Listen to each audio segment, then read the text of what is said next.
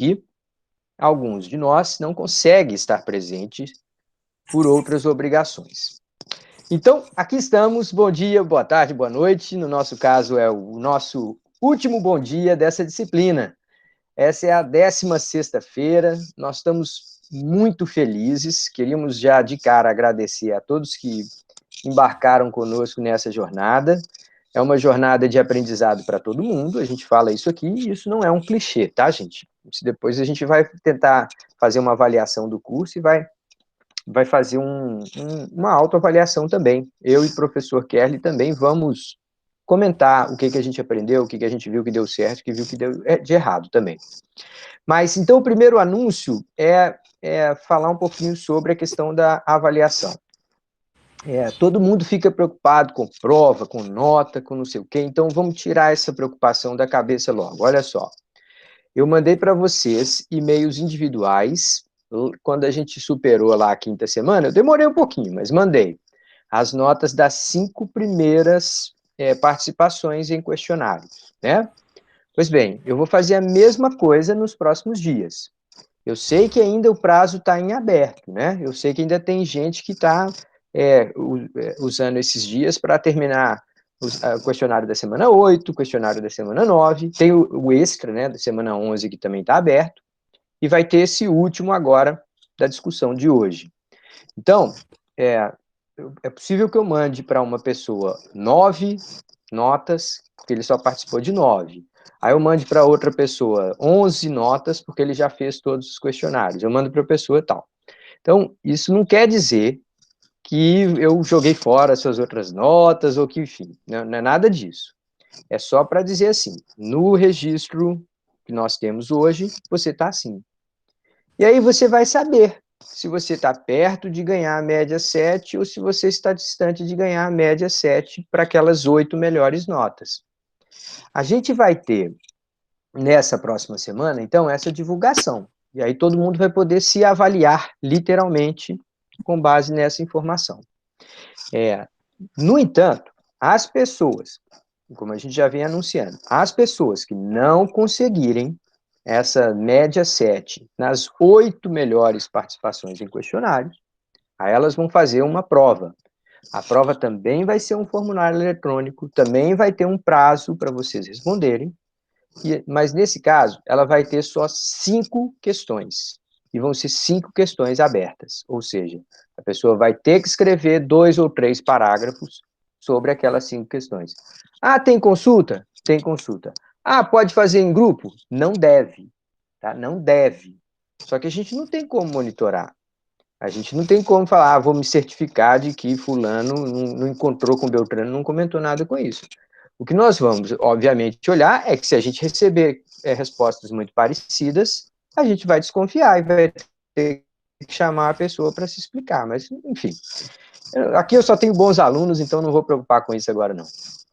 Mas, de toda forma, então, vocês vão ter, quem precisar, vão ter ainda a opção de fazer essa prova final lá na outra semana, tá? Vai ter um tempinho para vocês fazerem isso, na primeira semana de novembro. É o período de provas finais.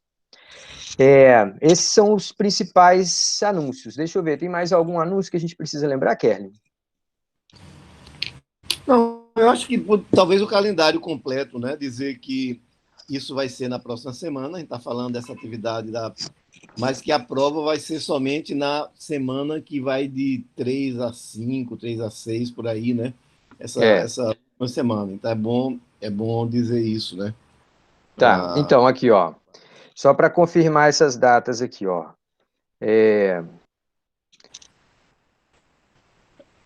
Os alunos teriam até o dia 23 para submeterem suas respostas. Isso era a coisa que estava antes. Agora, o que vai acontecer? No dia 30 de outubro, ou seja, na sexta-feira que vem, a gente vai colocar as questões para vocês submeterem até o dia 5 de novembro.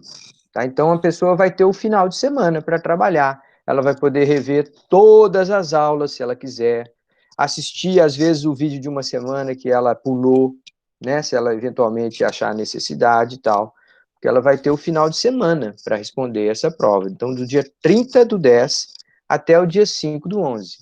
Gente, mais uma vez, isso daqui é muito importante a gente dizer isso, embora muitas vezes o professor acha que todo mundo sabe o que ele pensa, mas não é assim. Então, vou ser bem explícito nisso, tá, gente? Essa última avaliação não é punição. Não é do tipo falar assim, você foi um mau aluno e agora você vai ser punido por isso. Não é isso. Aqui é o seguinte, a gente faz o questionário semanalmente para ajudar vocês a se autoavaliarem. Então, se você vai vendo que uma semana após outra você está conseguindo notas baixas no questionário, você tem que se perguntar, uai, o que está acontecendo? Né? Então, a ideia aqui é de autoavaliação. E nessa turma aqui, a gente tem a sorte, né, Kelly, de encontrar pelo menos um grupo central assim, muito atento, muito que compara o que leu no livro com o que viu na aula, às vezes observa uma contradição sobre algo que o professor fala e algo que está no slide, ao mesmo tempo que ele está falando. Então, a gente tem uma turma aqui muito atenta. Mas aquela Uhum. última avaliação, a função dela é dar a chance de as pessoas corrigirem certo.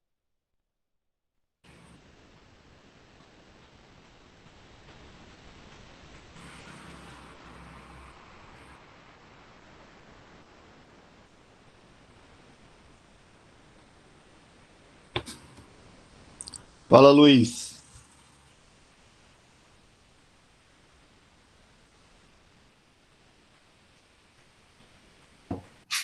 Ele travou mesmo, professor. Travou.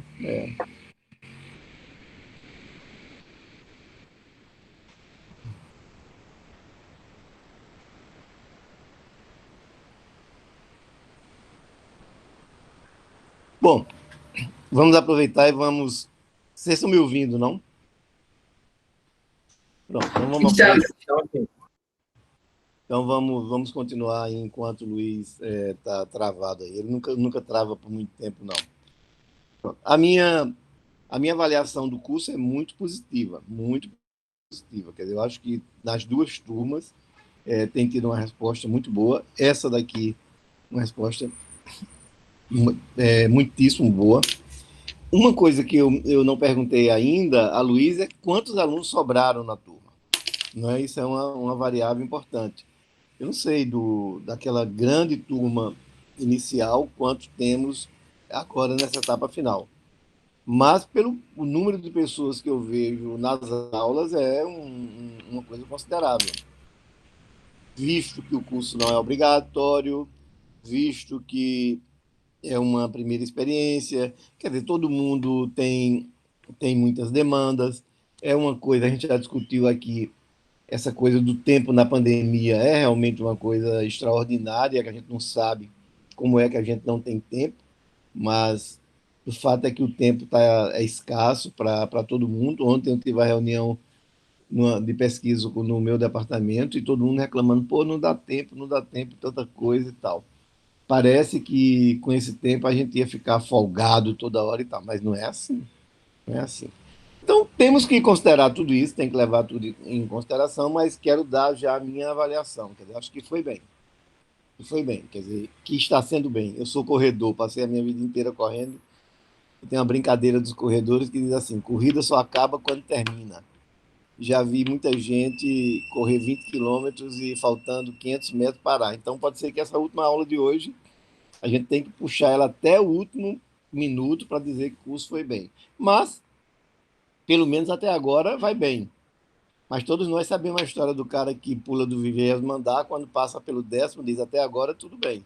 Mas a gente não sabe. O fato é que, afora essa aula de hoje, que a gente precisa levar adiante de uma maneira que possa, no final dela, dizer que o curso como um todo foi bem. Tem algumas cositas que eu até já andei falando brevemente a Luiz, que eu acho que que eu não gostei muito no curso. Uma delas foi o pequeno uso desse meu quadro aí. Eu sempre gosto de explicar coisa no quadro, de gráfico e tal. E Luiz, um pouco fincou pé que não, que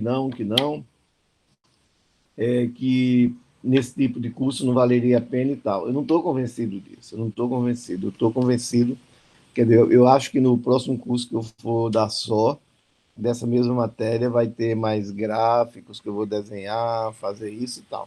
Mas existe sempre a opção de encontrar os gráficos prontos e eu fazê-los e anexar no PowerPoint, coisa disso. Mas são pequenos detalhes, quer dizer, de melhorar aqui, melhorar ali. Mas, de uma maneira geral, eu me dou por satisfeito com a experiência. E também na experiência de ter Luiz como parceiro, que é uma excelente experiência, óbvio. É a primeira vez que ele entrou nesse curso. É ele que teve essa ideia de dar esse curso em conjunto, da duas turmas. Falei, bem-vindíssimo. Então, muitas coisas aí são da lavra dele.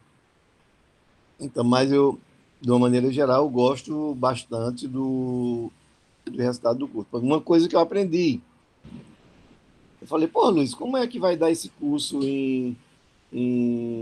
nesse tempo? Na verdade, diz que tem 60, mas acaba tendo 40, porque as 20 horas dos sábados são exclusivas dos alunos, são 40 horas. Como é que a gente vai dar esse curso em 40 horas?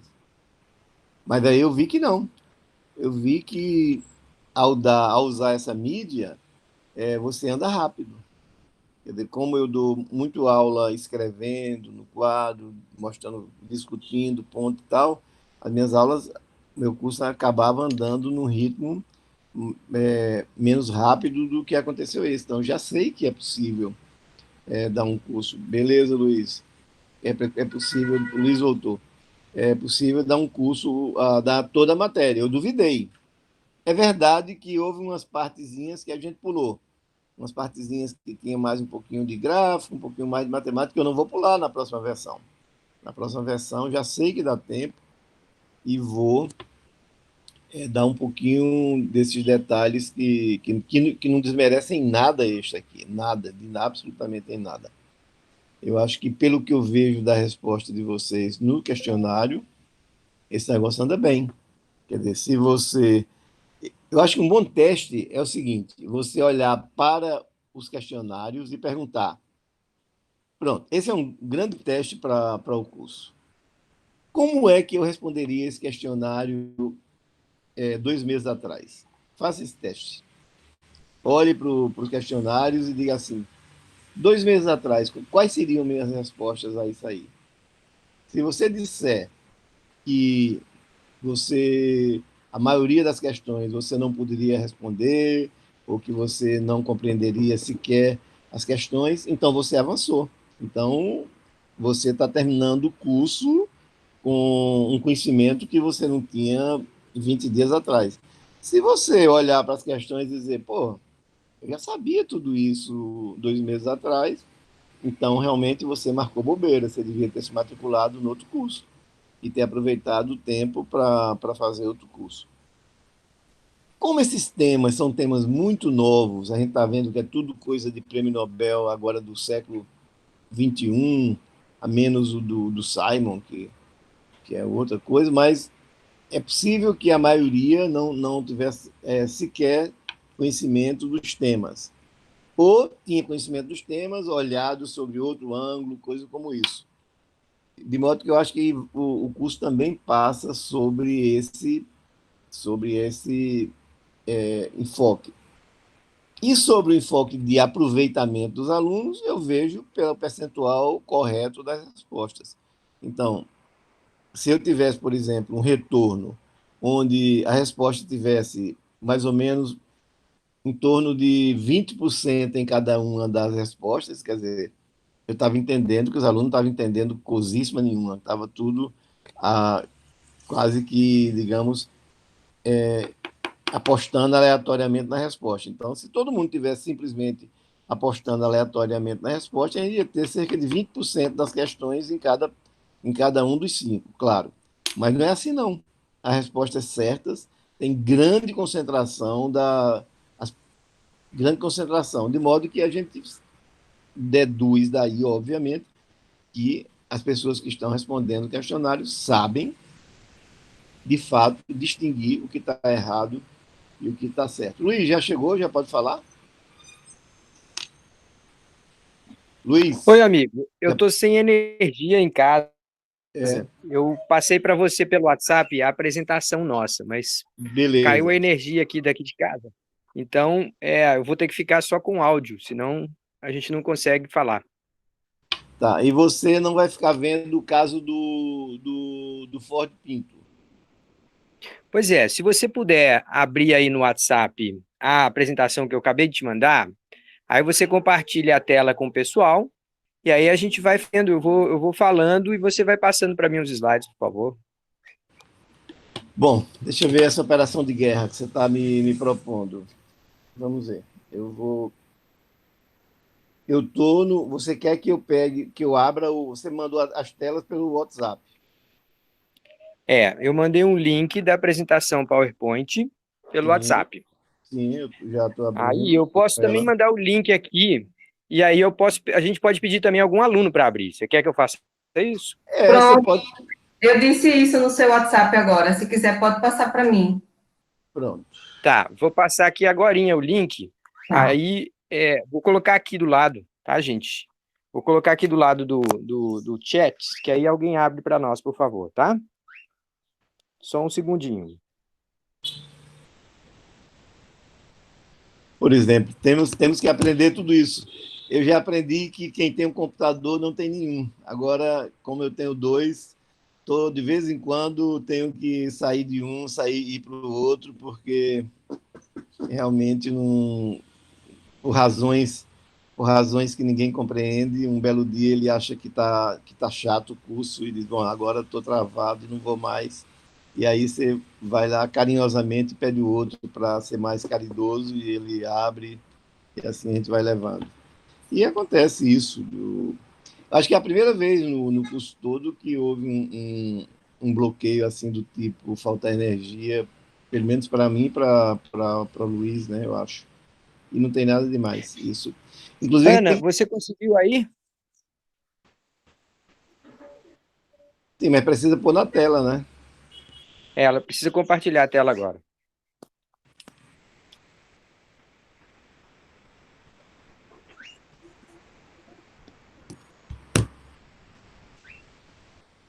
Pronto, beleza. Agora podemos ir lá para frente, lá para o Pronto. finalzinho desses slides. Manda pra... Pode ir, Ana. Vá dizendo quando é. E quando chegar no Pode ir novo, lá vai para o ter uma final. marca. Vai para o último e volta 5. Vou para o último. 2, 6. Pronto. Tá bom. É melhor por aí, Luiz. Bota o outro anterior, aspectos morais, para fazer o link. Isso. Tá. Quer que eu faça esse comentário ou você faz, Kerlin? Deixa eu fazer uma pequena introdução, porque muita gente não viu o vídeo. Então, para saber o que é que tem no vídeo e por que está fechando essa aula. Pronto, no vídeo último, nós fizemos uma discussão baseada em 2 pontos. Um ponto é uma aplicação, digamos assim, da economia comportamental no que se chama nudge. Nudge é uma palavra inglesa que significa um tipo de empurrão. Vou dar uma imagem dela, do que é um nudge. A capa do livro de nudge é uma boa ideia do que é um nudge. Estão vendo a capa aí do livro? Pronto. O que esse elefante está fazendo no elefantezinho aí é um nudge. Está vendo, né? Sim, professor, dá para ver. Pronto. Então, isso aí é um nudge, quer dizer, um empurrãozinho para o elefantezinho se virar, caminhar e mais rápido, coisa desse tipo. Então, a ideia de nudge está toda discutida lá na aula, com muitos detalhes. É isso. Existe uma corrente de economistas da área de Behavior Economics que acha que nós podemos ajudar as pessoas sem mexer com a liberdade delas. E a gente deu exemplos simples. Por exemplo, um exemplo simples de nudge que todo mundo pode entender facilmente é alguns restaurantes agora não põem saleiro nas mesas. Pronto. Se você quer sal, você pede, mas eu não vou incentivar você a usar sal. Então, tem toda a discussão que está lá no vídeo. e tem vários exemplos de Nádia. Então, é bom ver esse vídeo, é um vídeo fácil de ver, tudo mais e tal. Pronto. E a segunda parte da aula passada, da última aula, do último vídeo, né, da aula do vídeo, é sobre aspectos morais, né? Problema de aspectos morais na decisão, que Luiz Maia é uma das poucas pessoas que eu conheço que se interessa por essa área de aspectos morais. Não estou dizendo, Deus me livre, que se Luiz fosse o único preocupado com aspectos morais, o mundo se acabava. Estou dizendo, mas na área de economia comportamental, essa parte, essa conexão,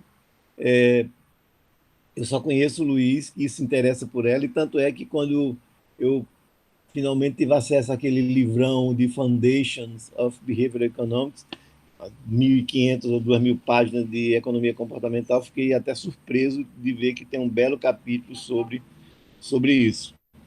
Então, acho que Luiz é que tem a competência para apresentar com todos os detalhes pertinentes esses aspectos morais.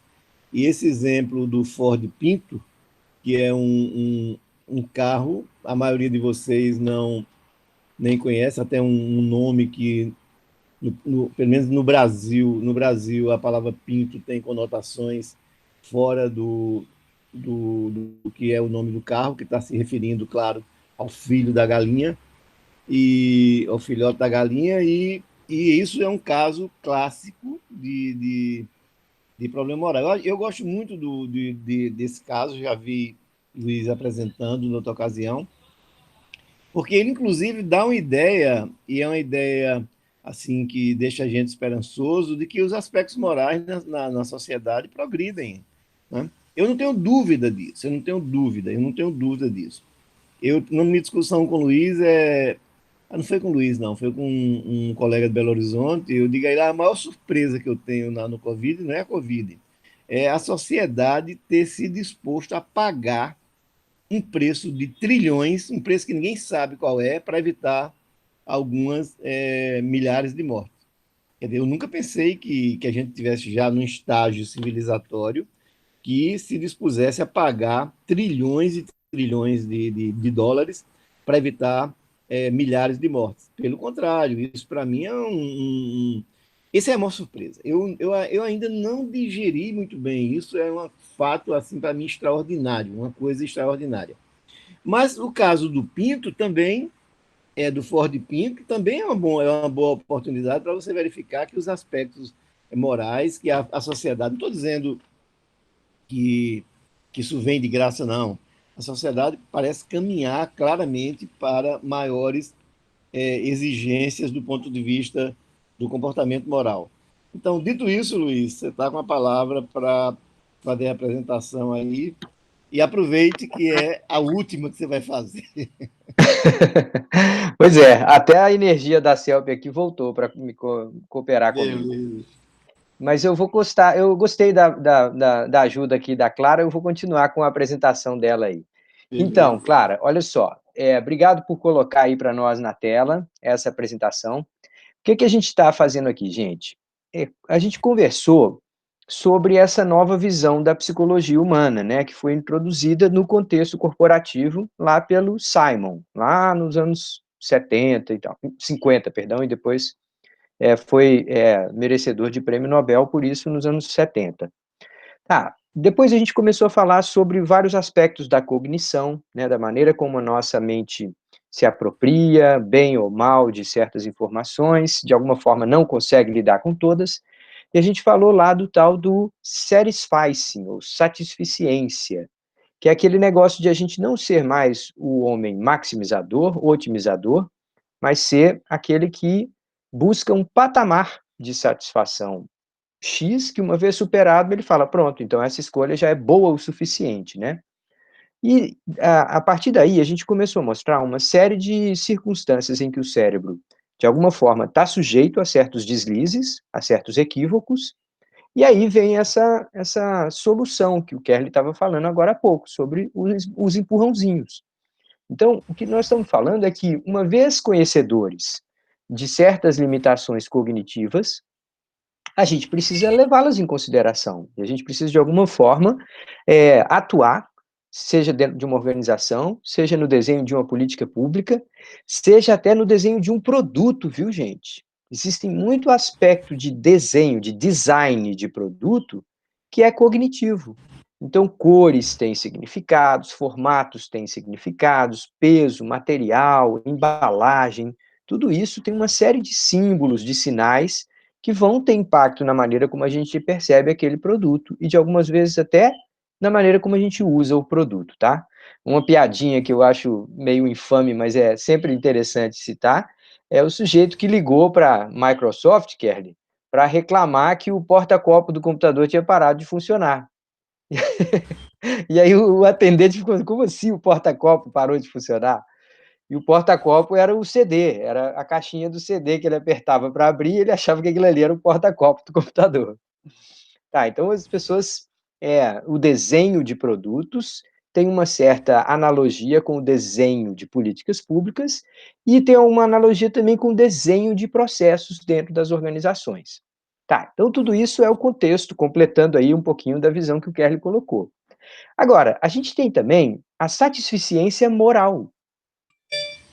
Então é aquele momento em que a gente fala assim, bom, eu exijo de todo mundo um certo nível de caráter, enfim, de fidelidade, de respeito uns aos outros e tal, mas eu sei que não dá para esperar que todo mundo seja santo.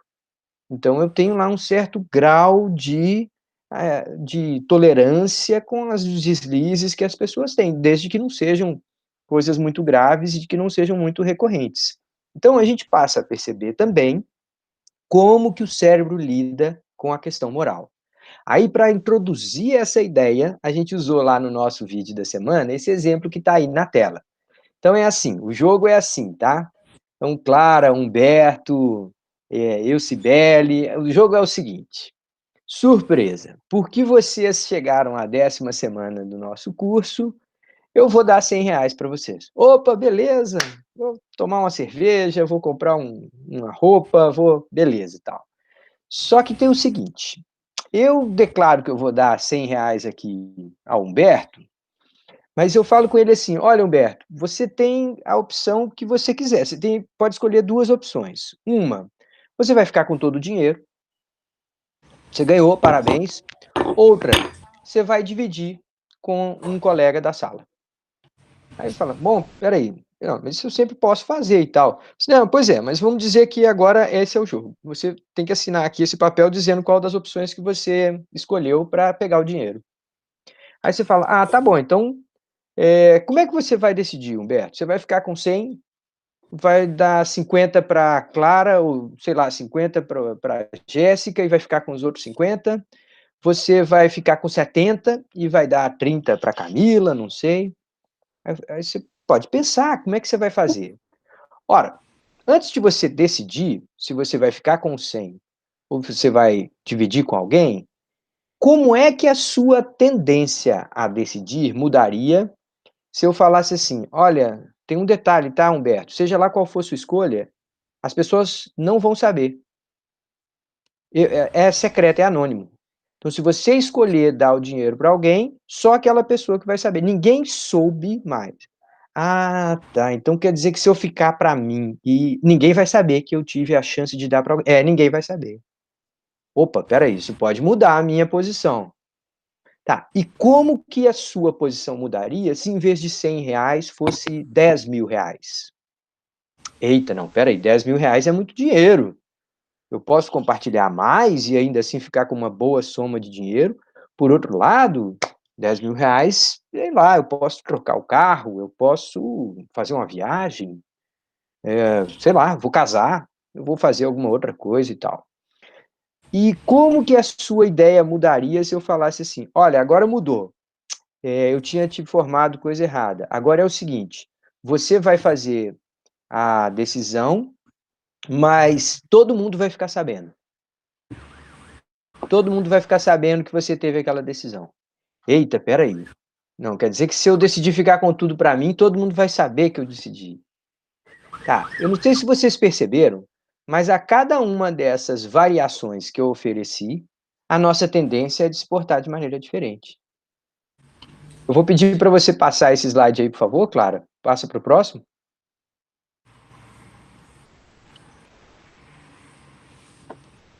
Tá, então o que está em jogo aqui? A gente tem um raciocínio estratégico. A opção de ficar com 100% do recurso pode ser a melhor opção para você, mas dependendo das circunstâncias sociais em que você estiver envolvido, você vai se sentir constrangido a ficar com todo o dinheiro. E isso é natural. Então, do ponto de vista lá daquele homem econômico lá do passado, não haveria qualquer dúvida sobre essa questão. E se for 100 mil reais, eu fico com tudo. E se for 200 reais, eu fico com tudo. E se todo mundo souber, eu fico com tudo.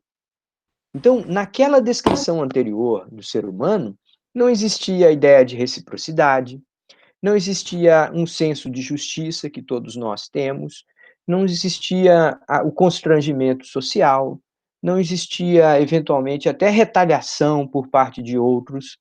Então, tudo era muito simples. A descrição do ambiente social e do funcionamento social da mente era praticamente ignorado. Então, a gente está trazendo para dentro da discussão o fato de que o ser humano é um ser social. O fato de que o ser humano tem um apreço pela sua imagem própria e tem um apreço pela imagem que os outros fazem de si.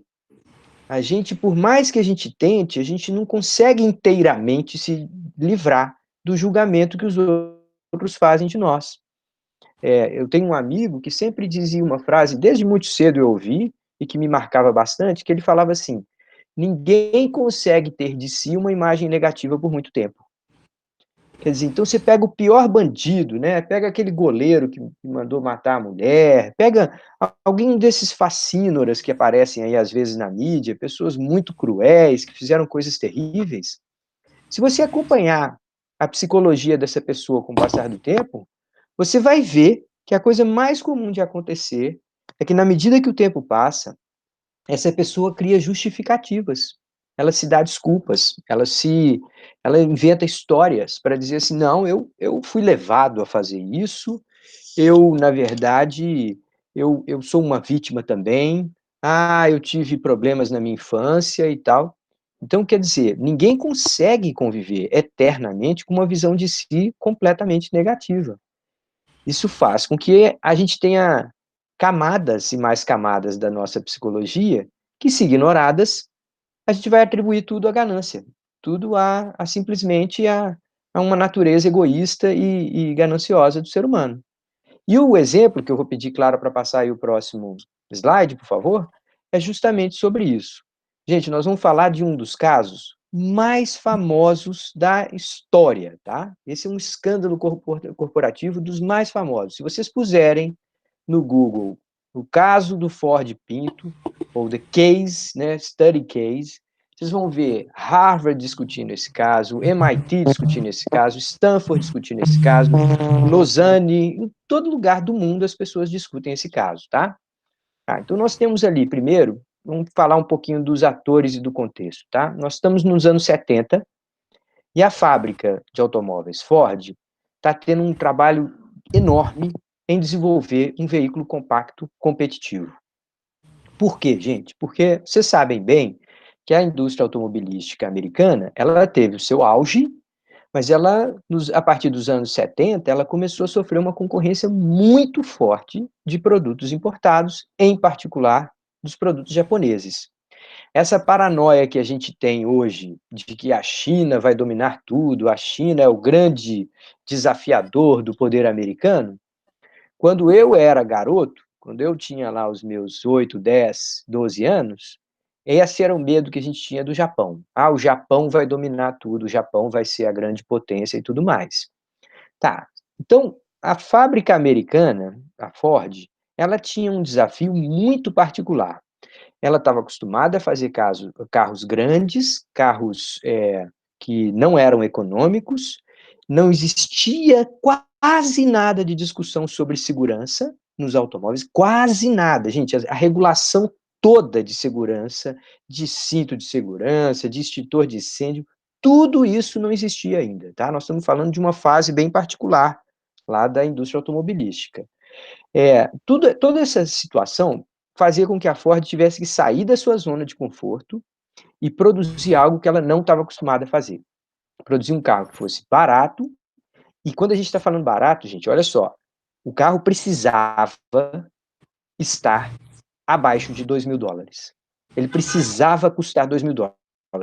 O departamento de marketing tinha sido absolutamente categórico com os engenheiros em relação a isso. Falou assim, não pode cobrar um centavo a mais do que $2.000. Se a gente fizer isso, nós não vamos vender. Tá, então, era uma concorrência muito dura. Existia um inimigo externo que, da mesma forma que a gente faz com a China, ou a gente faz com a Argentina, aqui brasileiro com argentino e tal, era visto como um desafiador, um ameaçador para o status da indústria americana. Tá? Então, existia uma ideia de nós contra eles, enraigada em quem estava trabalhando ali. Muita pressão para entregar resultados. Então, esses caras desenvolveram um carro que, se você olhar bem para a foto desse carro marrom que está aí na sua frente, é provável que aqueles mais antigos como eu vão entender que esse é uma versão de um carro que teve no Brasil, que se chamava Corcel. No Brasil, ele teve um formato um pouco diferente, mas ele era basicamente esse mesmo automóvel que está aí. Tá, então o que, que acontece com esse automóvel? Os caras, uma vez que começam a vender, eles estão competitivos, estão conseguindo manter uma certa fatia de mercado, embora a ameaça lá do Toyota, Corolla, enfim, já era uma ameaça muito real na frente deles. Só que eles começam a ter evidências de carro, uma vez sofrendo colisões traseiras, ele explode em chamas. Só isso. Quer dizer, se alguém bater atrás do carro, existe um risco real, calculável, de que o carro vai explodir em chamas e vai matar algumas pessoas. Então, a grande maioria dos acidentes não era atribuída à culpa do motorista, não era atribuída à culpa do fabricante, era atribuída à culpa do motorista, ou da pessoa que colidiu com o carro por trás, ou de um excesso de velocidade, seja lá o que for, as atribuições eram a outras coisas. Só que internamente a fábrica sabia. Então a gente tem memorandos, tem documentação em que os engenheiros falaram assim, ó, tá aqui, ó, a gente calculou. Tem um risco calculável de quantos por cento das vezes que a colisão vai gerar uma explosão e o potencial dessa explosão em provocar danos à saúde e, às vezes, até levar à morte. Então, eles tinham um cálculo de quanto que era o risco. Uma vez que eles fizeram o cálculo do risco, eles falaram assim, bom, então, vamos tentar consertar, faça um orçamento para mim de qual que é o conserto. Aí os caras falaram, não, a gente vai ter que mudar essa posição do tanque, a gente vai ter que instalar uma chapa assim, assim, assado, parará, tá aqui, ó, o valor para fazer o conserto é tanto. Bom, e se a gente for chamar de volta os carros que estão vendidos, para fazer esse conserto, multiplica aí o número de carros, parará, tá bom, então a gente vai gastar aqui X milhões de dólares. Os caras falam, não, mas isso é muito dinheiro, peraí. Vamos ver quantos casos que são de verdade. Ah, não, aqui, ó, a gente tem tal, a gente está sendo processado na Pensilvânia, a gente está sendo processado lá na Louisiana, a gente está sendo processado e tal. Ah, e quanto é que os juízes estão dando de indenização? Não, eles estão dando cerca de $20 mil de indenização, parará. Esses caras fizeram a conta. Então a gente tem memorandos lá que os caras fizeram a conta assim, ó. Gente, quanto é que nós pagamos de indenização para as pessoas queimadas ou mortas? Aqui, ó, a gente paga isso tanto. Ah, por ano dá isso? Ah, beleza. E quanto que a gente teria que pagar para consertar o carro? Dá isso. Tá, então, os caras fizeram uma conta que é natural. Que é importante que a gente diga isso, gente. É essa conta que vocês vão fazer quando tiverem empresa. Vocês vão olhar para os dois lados e vão falar assim, custo-benefício. Quanto que eu pago para ter essa opção? Quanto que eu pago para ter aquela opção? Quando você faz essa conta, do ponto de vista estritamente financeiro, a questão é indubitável. Fala, é óbvio que é melhor deixar o pessoal morrer. É muito mais caro consertar o carro, sem falar que se a gente for lançar o carro consertado, ele vai exceder aí, sei lá, 60, 70 dólares o patamar de 2.000. A gente vai estar fora daquela faixa que os marqueteiros nos informaram, que a gente precisa manter esse carro assim. Tá, então os caras fizeram a reunião, observaram isso e tomaram a decisão. Continua com o carro assim.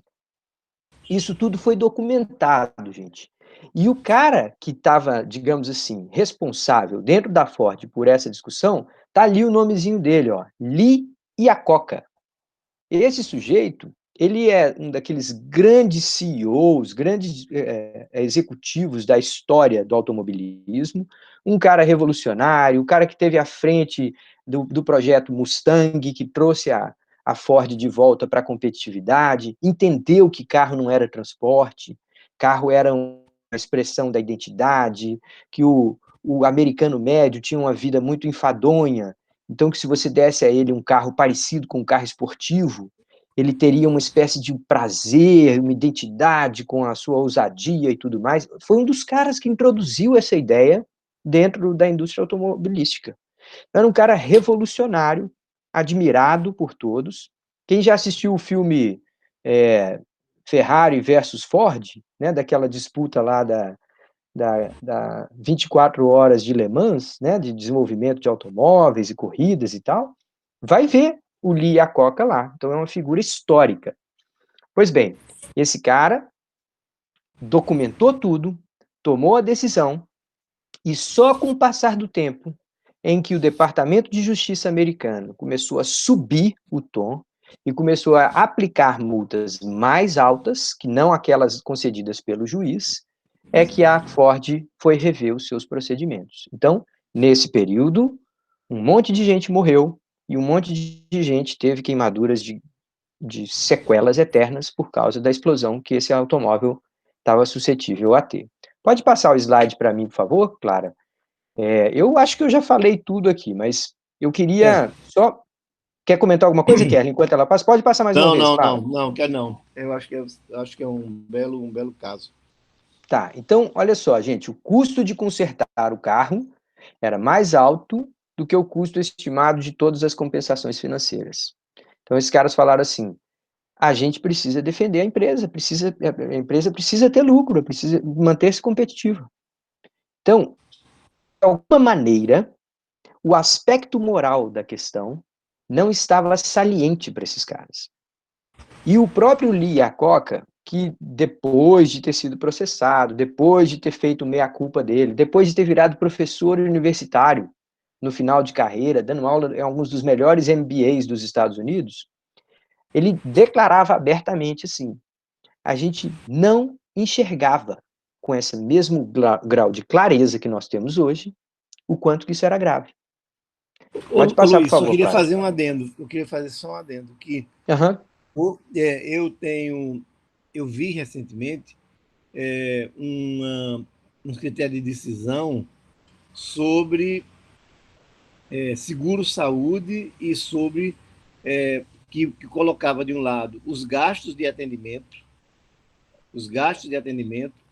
e os gastos de processo legal. E, por exemplo, o seguro deixa de atender a uma determinada doença e ele sabe que o demandante vai à justiça e a justiça vai mandar pagar por não ter atendido naquela doença. E a decisão é a mesma do Iacocca. A mesma do Iacocca. E nesse caso aí, Kelly, a Uhum. questão é decidida assim, ó, fluxo de caixa. Uhum. Se eu puder postergar o Exatamente. pagamento, melhor. É Melhor ainda, simples. exatamente. É. Então, Então, dentro da administração financeira, ninguém uhum. duvida disso. Toda vez que você puder postergar um pagamento, faça. Sempre. Em qualquer hipótese. Então, isso é algo que está real, não é lá nos anos 70, né? Desculpa, Kelly, continua. Não, eu digo, a lógica, o trade-off aí está claro. O cara estava decidindo, vendo os custos e vendo os benefícios da mesma forma. Eu quero dizer que hoje existe mais transparência. No caso da Ford, demorou algum tempo até que isso ficasse claro. E hoje isso está ficando claro de imediato, isso já está chegando nos juízos. Os juízes já estão decidindo com essa informação.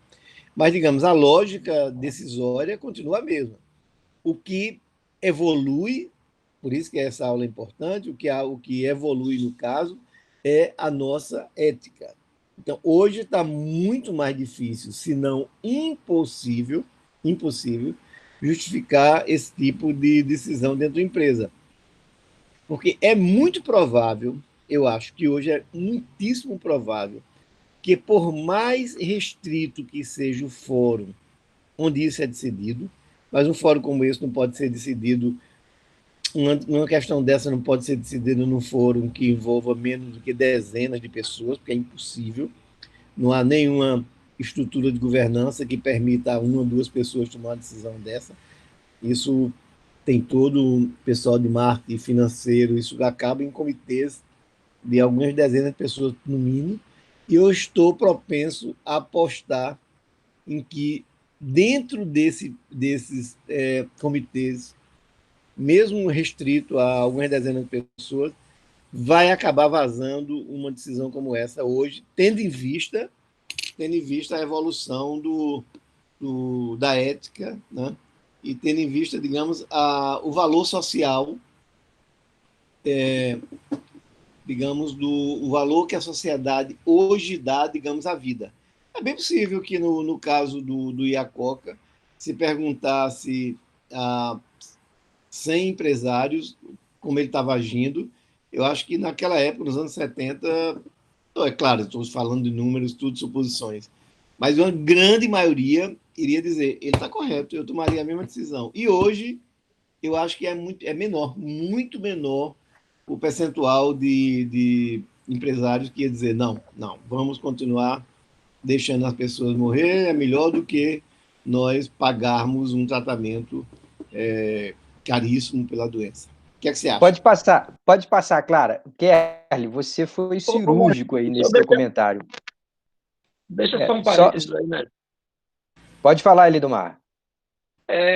O mestre falou desse caso aí do Ford Pinto, foi clássico do década de 70, e aí eu me lembrei que 2015, eu estava estudando em Portugal e estourou aquele escândalo lá da Volkswagen. Quando é na década de 70, que você fala de Partido Verde, falar de questões ambientais, isso aí não era muito relevante naquela época. As pessoas não tinham um trato com o meio ambiente como tem hoje. Aí você até entende certas coisas. Mas agora, recentemente, há 5 anos, foi em 2015, isso explodiu o caso aí de falsificação de software dos carros da Volkswagen para burlar a emissão de gases. Então, o carro tinha um software que ele dizia que estava sendo emitido menos gases do que, na verdade, estava sendo emitido. Né? Então, isso foi o presidente da Volkswagen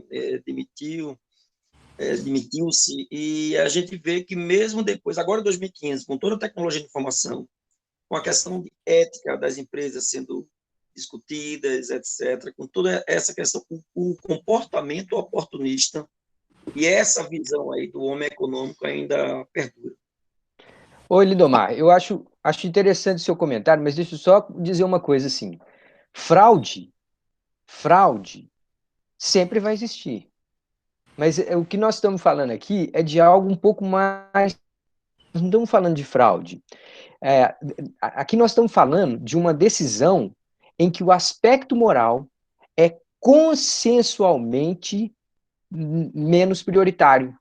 Porque olha aqui no slide que eu coloquei aqui e que eu estava dizendo que Kerley foi cirúrgico. Olha só, existia a percepção de que segurança não vem de carro. Ninguém falava assim, quando sofre colisão, meu carro é mais seguro, o meu sistema de segurança é melhor. Ninguém discutia isso, nenhum tipo de publicidade do automóvel. As pessoas não compravam carro por ele ser mais seguro, lá nos anos 70.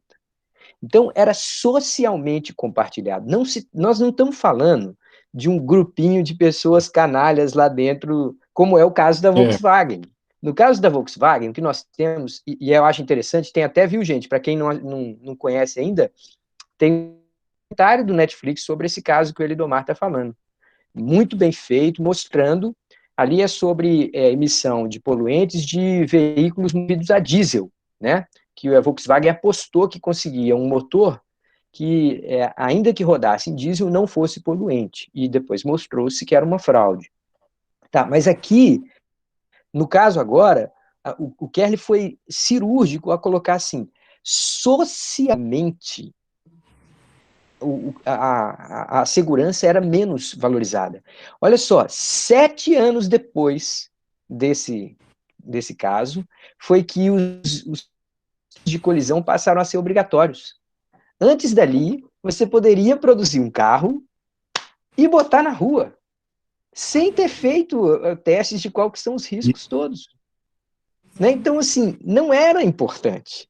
E com essa história, nós tivemos pelo menos, as estimativas são que nós tivemos pelo menos 500 mortes.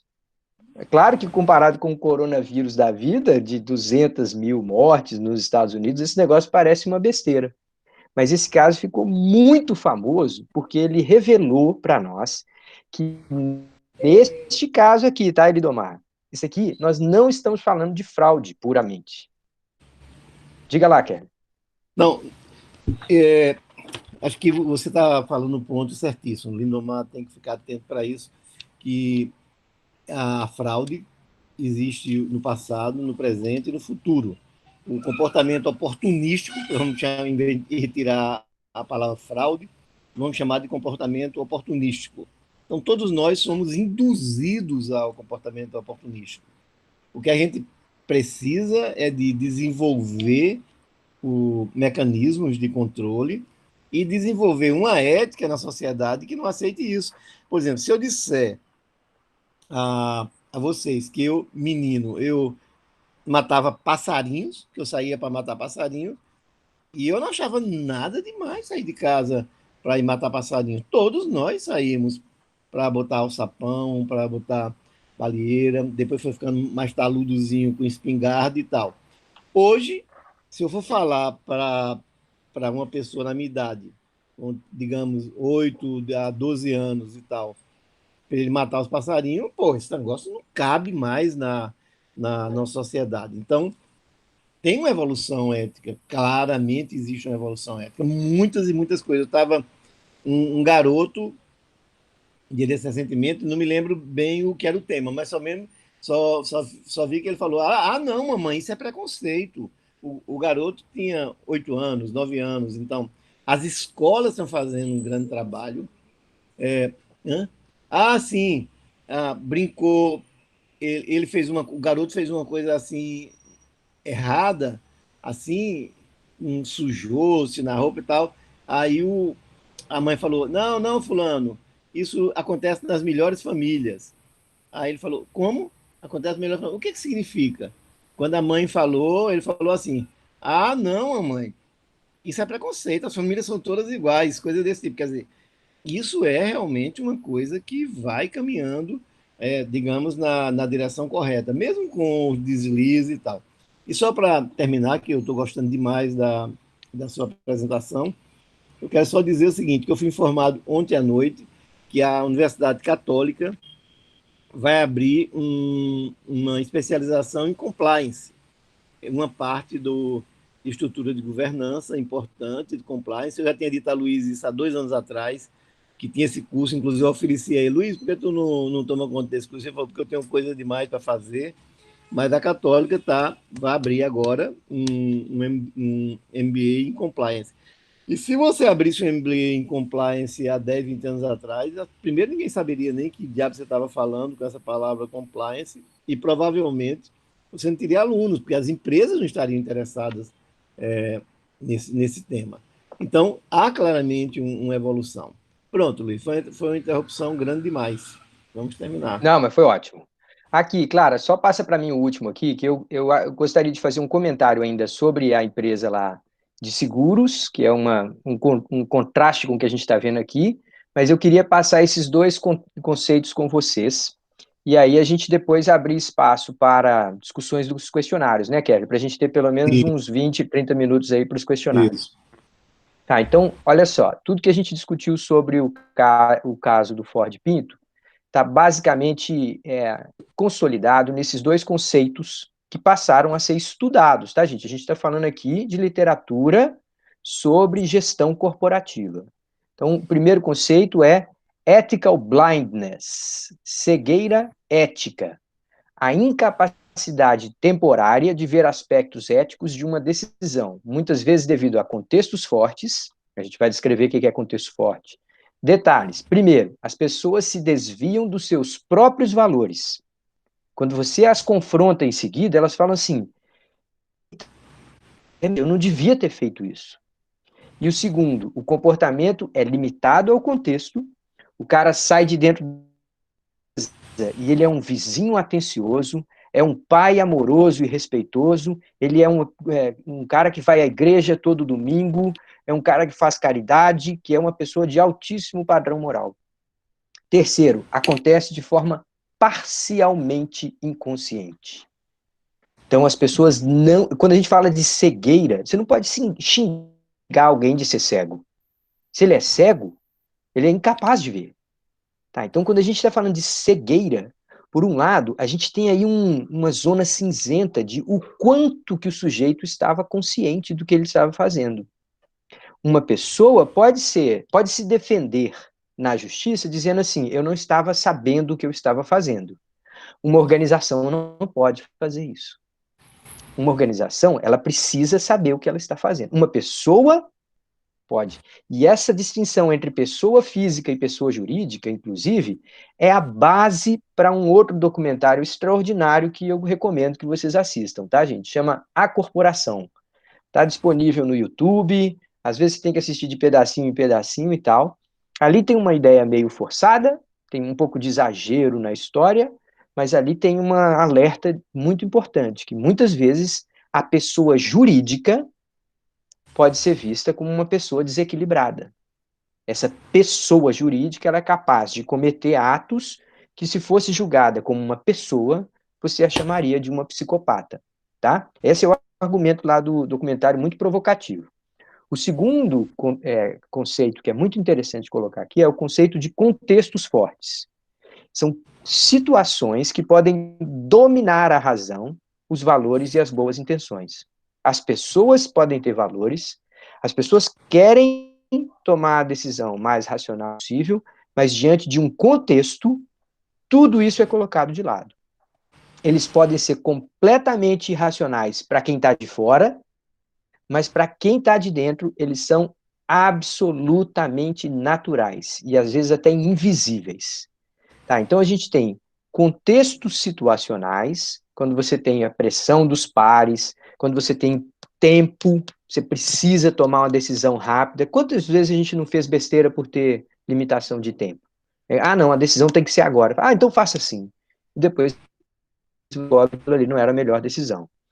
Tem os contextos organizacionais, então eu posso escolher quem vai participar das arenas de decisão. Eu posso fazer perguntas, eu posso te fazer uma pergunta que não te deixa espaço para dizer resposta diferente da que eu quero ouvir. Então, na maneira como a gente desenha processos dentro das organizações, a gente pode tornar uma organização cega. Mesmo que as pessoas ali dentro sejam pessoas capazes de entender um alto padrão moral e tudo mais. Tá, e existem contextos institucionais, que são esses que a gente está falando.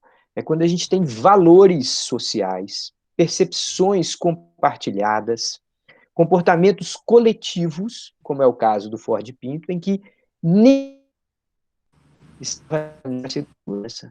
Os consumidores não estavam, os engenheiros não estavam, só quando começou a morrer e que os juízes começaram a dar indenizações crescentes. Aliás, só na hora que o Tribunal de Justiça americano começou a falar assim, opa, peraí, eu estou vendo um padrão aqui. Só aí que todo mundo foi se tocar. 7 anos depois, a turma começou a exigir que tivesse teste de colisão antes de um veículo sair da fábrica. Então, a gente está falando de elementos que deveriam estar no radar de todo mundo. Eu acho até uma maneira interessante a gente terminar esse curso falando disso, sabe, Kelly? Porque esse curso chama Economia de Empresas. E se a gente não provocar que os nossos alunos a discutir ética, moral, e discutir dessa maneira, que é uma maneira científica, não é de falar assim, todos devemos ser bonzinhos, tá. Quando a gente abre o perfil das empresas, vê lá missão, valores e tal, poxa, dá vontade de ir lá e dar um abraço, de tão bonitinho que eles são. E não é disso que se interessa. O que nós estamos discutindo aqui, eu acho que aqueles que já fizeram cursos de processos, a Clara já trabalhou comigo em revisão de processos e tal. A gente está falando é de processos. A gente está falando é de como que uma organização desenha e conduz os seus processos de modo a ter os pontos de revisão, ventilar moralmente sensíveis, trazer o olhar de fora como sendo uma forma de autodisciplina. Eu preciso que alguém confirme para mim, senão eu não vou acreditar.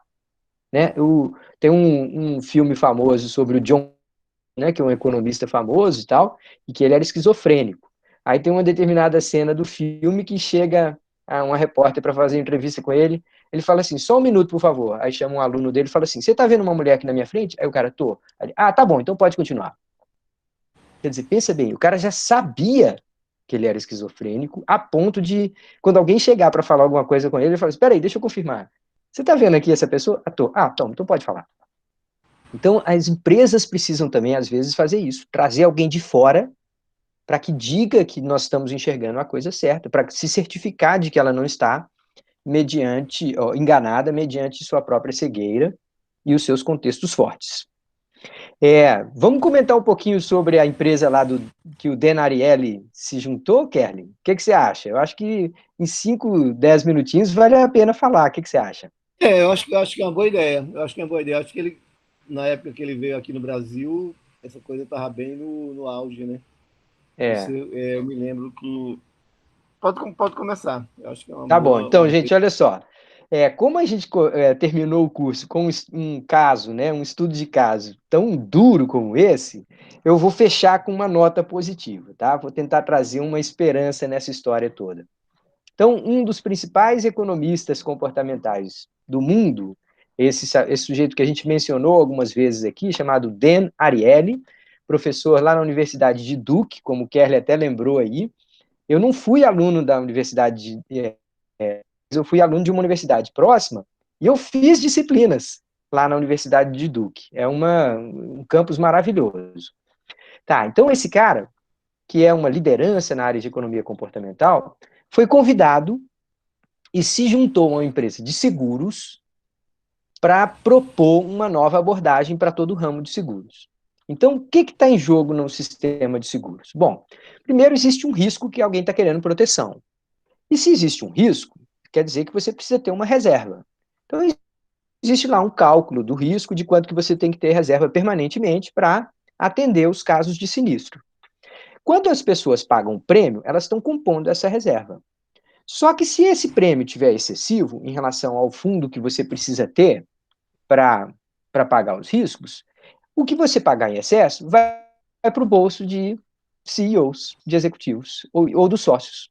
Então, existe aí a possibilidade de você ter uma renda bastante mais elevada do que aquela que você obteria em outros casos. Então, aqui a gente está vendo a possibilidade de que os interesses de uma coletividade e os interesses da empresa estejam em conflito. Então, esses caras moraram assim, vamos pensar uma empresa de seguros em que esses interesses estejam alinhados. Ou seja, que o segurado e o dono da empresa, os diretores da empresa, estejam pensando na mesma direção. Então, eles criaram lá a ideia de um produto de seguro que funciona assim. Você paga o prêmio. Ao final de cada período, ao final de cada ano, a gente avalia quantos sinistros que tiveram e quantos que a gente não previu, mas não usou. Tá. O que sobrar de dinheiro em relação a, digamos assim, o chamado excesso de reserva, algumas vezes isso envolve cálculos atuariais mais complexos, mas o que tiver de excesso de pagamento, a gente devolve. Só que a gente não devolve para você, a gente devolve para uma instituição de caridade que você escolher. Tá aqui, ó, nós temos 10 instituições. O que você quer proteger? Você quer proteger crianças cegas? Você quer proteger a imunização na África, você quer proteger a América Latina, para onde você quer doar o excesso do dinheiro que você pagar? Então, perceba que, nesse caso, até a própria pessoa que fez um seguro para o seu laptop, e isso é um caso real, o cara fez um seguro para o computador dele. Aí ele teve um sinistro, o laptop dele tinha sido subtraído, ele achou que tinha sido roubado, foi lá e denunciou. A empresa foi e pagou para ele o sinistro, pagou a indenização para ele comprar o outro laptop. Depois ele restituiu, ele achou de novo o laptop dele. O que ele fez? Ele ligou para a empresa e falou assim: eu queria devolver o prêmio que vocês me a indenização que vocês me pagaram.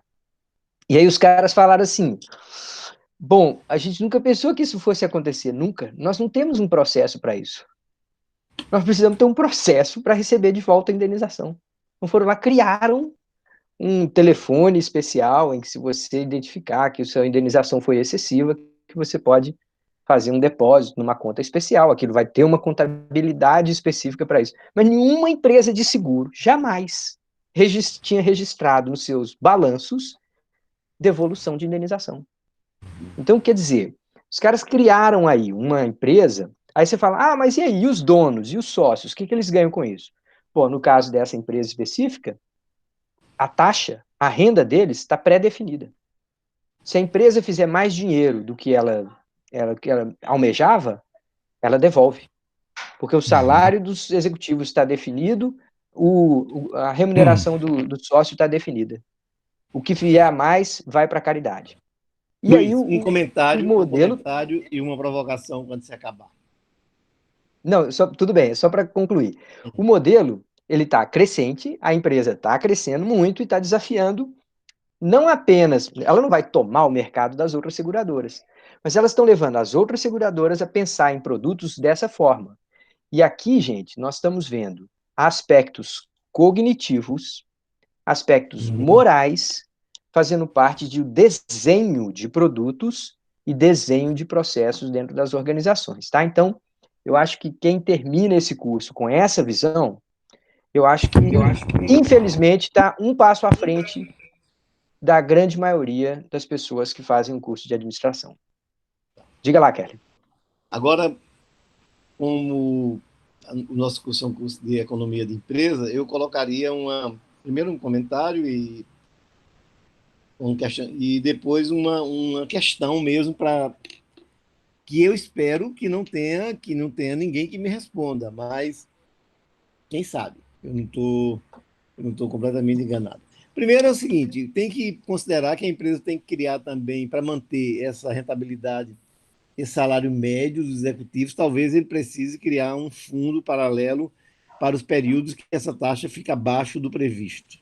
Então, vai ter que manter um fundo aí, porque se ele põe como meta a remuneração de 5%, pode ser que num período, por qualquer razão, por conta de um sinistro extraordinário, ele só consiga 3, 2 e ele precisa complementar, tirando isso de algum fundo. Ok. Mas o que eu quero, a minha provocação é maior. Olha, é claro que uma agência de seguro, você pode olhar claramente do ponto de vista de agente principal. O principal é o cara que está procurando segurança. O agente é o cara que está lá para lhe prover essa segurança. Pensa nisso. Qual seria, no caso dessa empresa do Daniele, qual seria um problema que eu diria a ele para ter muito cuidado com ele? Qual seria? Alguém tem uma ideia do que é que a gente poderia dizer? Isso vai criar um incentivo muito grande para esse tipo de comportamento. E é um comportamento, digamos, contra a lógica da empresa. Como a gente não tem muito tempo, eu vou logo direto onde eu quero para não ficar essa suspense toda.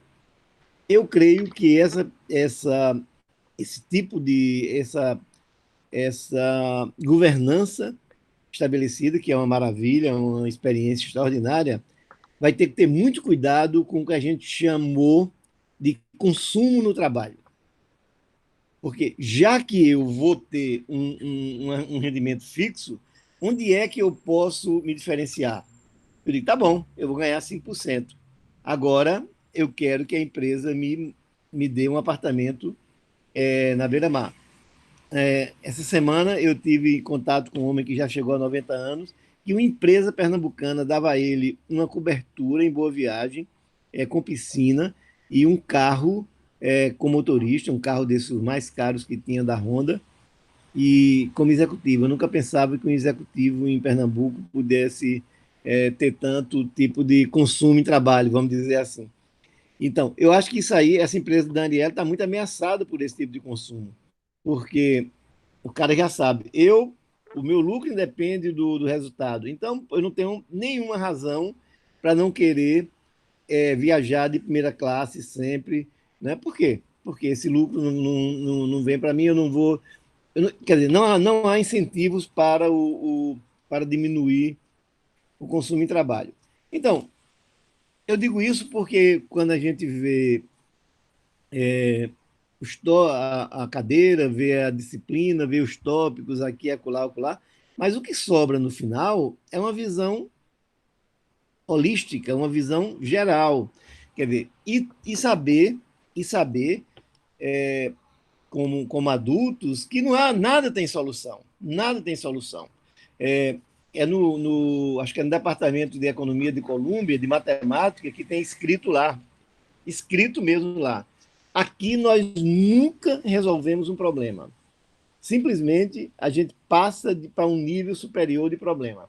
Quer dizer, toda vez que você resolve um problema, você passa para outro tipo de problema. Então, digamos, essa decisão do Ariely, a gente sabe que resolve um problema sério, quer dizer, digamos, de uma renda econômica injustificada, digamos, no caso do seguro. Mas eu estou mostrando só um pontinho onde você vai ter que ter muito cuidado, que é no consumo no trabalho. Cara, pô, essa empresa, muito, muito mais do que as outras, os executivos dela vão querer ter sedes maiores, carros melhores e tudo mais. Então, eu digo isso para que fique no final uma ideia realista. Realista não significa dizer que não tem esperança, não. Realismo esperançoso é que leva a gente para frente. Quer dizer, é não achar que Ariely encontrou a solução. Não, Ariely progrediu enormemente e cria outros tipos de problemas, e assim vai ser ad eterno.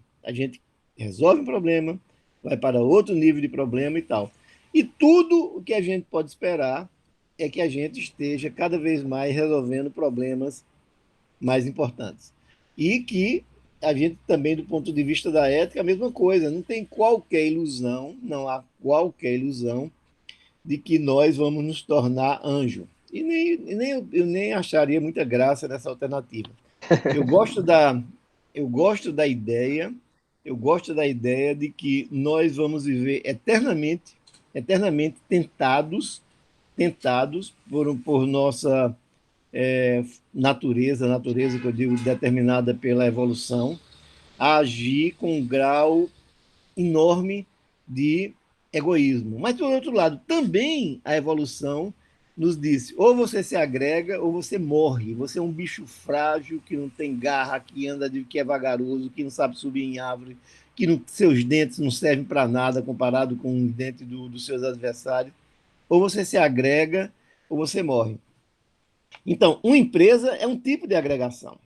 É um tipo de agregação. Quer dizer, a gente se agrega em torno de uma empresa também para produzir de uma maneira mais eficiente. Mas quem tem experiência em empresa, e praticamente todos nós temos, a gente sabe que empresa não é somente isso. Empresa é um lugar também, um espaço de laços. Os laços na empresa são uma coisa muito importante. É muito comum uma pessoa dizer: eu vou sair da empresa. Ah, eu digo, mas por quê? Você vai ganhar mais? Não, não, não. É porque aqui o negócio está ficando muito complicado. Eu não gosto. Ele está dizendo assim: eu não gosto dessa teia, desses laços que estão montados aqui. Então, mais uma vez, eu quero aproveitar a oportunidade para agradecer demais a participação de todos os alunos no curso, todos que assistiram uma, duas aulas, que vieram até aqui muito mais agradecido. Ele foi uma experiência extraordinária que acabou só agora as aulas, ainda falta a parte lá da avaliação final. E quero agradecer ao meu colega Luiz Maia, que nos trouxe essa contribuição extraordinária para a disciplina. Quer dizer, foi a primeira vez que Luiz participou da disciplina, e só que eu espero que não seja a última. No próximo semestre, nossas atividades nos levará para outros compromissos, mas que, numa outra oportunidade, a gente possa tentar novamente a parceria. Então, obrigadíssimo a todos, muito, muito especialmente ao meu colega e amigo Luiz Maia. Pois é, não é o primeiro projeto que a gente desenvolve junto, né, Kerley? Não, E não. a gente tem aí uma trajetória ainda pela frente, nós vamos continuar trabalhando junto, com certeza. Deixa eu ver se o pessoal tem aqui algum comentário sobre questionários e tudo. Enquanto a turma está revendo aí as suas questionários, vê se quer fazer uma pergunta sobre o oitavo, sobre o nono, enfim. Eu vou aproveitar enquanto eles estão fazendo a pergunta para repetir um pouco o que o Kerley disse. Gente, trabalhar com pessoas que têm um nível elevado de conhecimento, que têm uma elegância, que têm uma disponibilidade, uma tolerância, é outro tipo de ambiente. Então, o que a gente está podendo compartilhar com todos vocês aqui é de algo que vai além daquilo que a gente encontra normalmente nas organizações, né? Que a gente tem a sorte de ter, entre um colega de trabalho, um grande amigo. Então, para mim também foi uma experiência extraordinária e eu sou eternamente agradecido por tudo que eu aprendo diariamente com esse meu amigo. Então, faço minha também suas palavras, viu, doutor? Vamos lá, pessoal, perguntas. Perguntas sobre os questionários. Eu sei que a gente ainda está com questionários em aberto, o oitavo, o nono, o extra. E o 10º que vamos pôr agora no fim de semana. Isso, vai ter ainda esses com vieses cognitivos, com cegueira ética, esses dessa última semaninha agora. Parte de NAD, isso tudo está no último questionário. Elidomar, Humberto, o Rodrigo está bem quietinho aqui hoje, não falou nada ainda, nem participou no chat.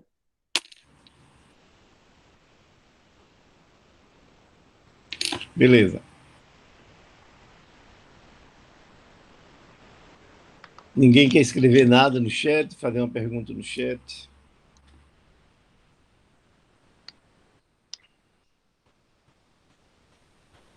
Tem uma pergunta do Elidomar aqui, mas está meio confusa. Deixa eu ver. Não entendi também. Não há uma correlação obrigatória entre renda ricardiana e o quê? Capacidades dinâmicas. Ah, tá. Não, obrigatório absolutamente não. Não, e peraí. E renda ricardiana, inclusive, é que é mais distante, né? Se fosse ainda renda chupeteriana, a gente ainda poderia pensar. Obrigatório nenhum. O cara pode ter excelentes recursos, recursos diferenciados e, no entanto, isso não geraria nenhuma obrigatoriedade de que ele tivesse capacitações dinâmicas bem desenvolvidas. Não. A Argentina é um caso típico. A Argentina é um caso, pronto. E olha a história da Argentina, que é um caso típico disso. A Argentina tem terras absolutamente diferenciadas, quer dizer, os pampas, aquela região dele para produzir cereais, não tem concorrente no mundo, e, no entanto, vive de, que os hermanos nos perdonem, mas são uma espécie de gigolôs dessas terras, né? São gigolôs, eles vivem naquelas terras lá, porque por mais errado que eles façam as coisas, eles têm uma produtividade tão alta e têm uma terra tão extraordinária que, então, tem recursos, olhando a Argentina, o país inteiro como se fosse uma empresa, tem recursos ricardianos extraordinários, mas isso não tem, a gente tem visto que não tem gerado essas capacitações dinâmicas na Argentina. Tanto é que faz 50 anos que ela empobrece. Eu não sei se vocês sabem, mas a Argentina, A palavra argentino na França, nos grandes anos 20, que foi um ano de festa no mundo todo, a palavra argentino era sinônimo de rico. Então, você vive como um argentino.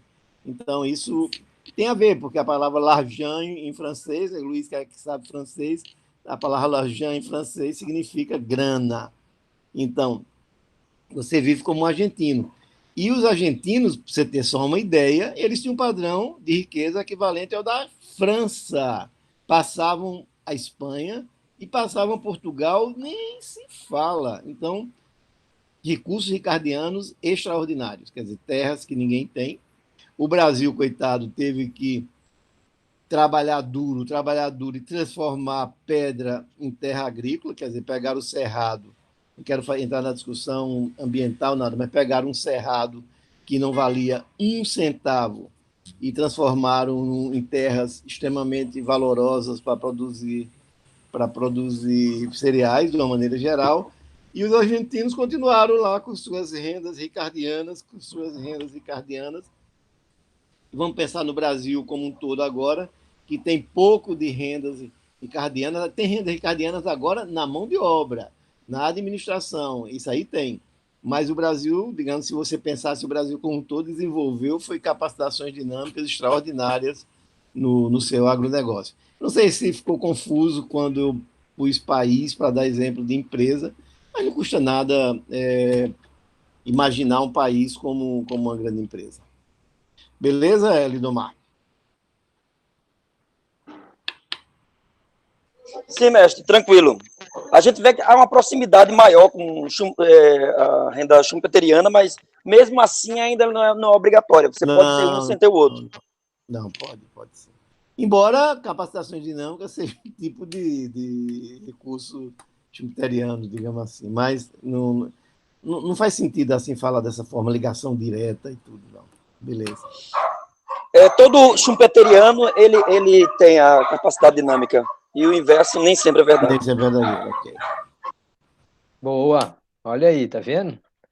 Às vezes a gente precisa mesmo esmiuçar esses conceitos para, de fato, entendê-los, né? Beleza. Então, pessoal, perguntas sobre o questionário. O Humberto mais cedo tinha relatado certa dificuldade lá com o questionário extra. Tem alguma questão específica, Humberto? Você queria que a gente passasse? Alguma pegadinha que você escorregou lá em alguma questão e que você gostaria que a gente esclarecesse? Professor, pegadinhas tem muitas, né?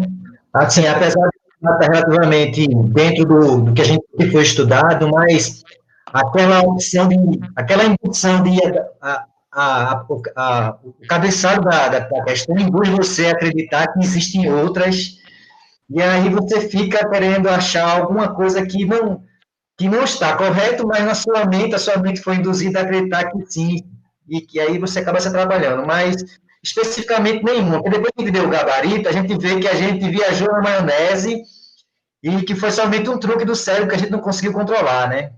Esse viés comportamental chama-se frame.